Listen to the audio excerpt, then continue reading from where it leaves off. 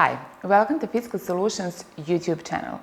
Today our focus is Montenegro. These days a lot of new information regarding fiscalization in Montenegro are showing up. Dragana Babit, the head of our legal department, is today in our studio and she's going to tell us exactly what is going on. Welcome, Dragana. Thank you. Dragana, is something major really changing in this country? Yes. In a couple of weeks, we should witness a new fiscalization system going live in Montenegro. From an old hardware-based system of reporting of transaction data to the authorities, fiscalization subjects are now switching to an online concept, so direct real-time communication with the authorities. We have mentioned and talked here on YouTube regarding fiscalization, online fiscalization several times. So once again, a new country, so Montenegro, is demanding from taxpayers to have constant online communication of transaction data in order for the tax authority to receive and to conduct more precise and accurate tax control and receive instant tax data.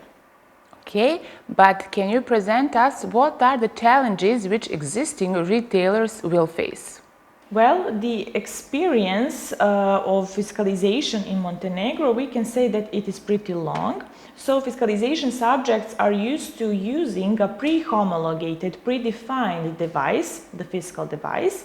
So once the integration between the PS application and that device, that fiscal device, is done properly, there is a quite solid level of certainty that fiscal data are all on the fiscal receipt and that a fiscal receipt is issued in a legal manner. On the other hand, now we have some new requirements. For example, several new elements of fiscal receipts which need to be handled by the PS application.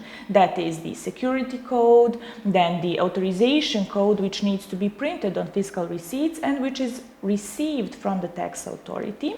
Then we have a completely new structure of the receipt number which, for example, contains the store ID. Then other requirements. Digital certificates need to be acquired in order to sign all of the transactions. Internet connection is a constant must in every store, and let's say registration of cashier data, because personal identification number of the cashier needs to be linked with the specific cashier code in company documentation, and cashier information need to be submitted to the tax authorities.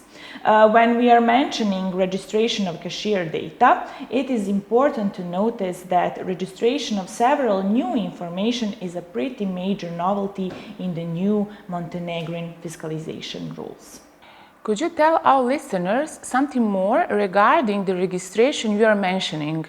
Yes, of course. So new information need to be registered, and that is a novelty, major novelty in Montenegro. For example, the code of the software which will be used on the POS, code of the software manufacturer, code of the software maintainer as well, store ID, POS ID, cashier codes, which I have already mentioned.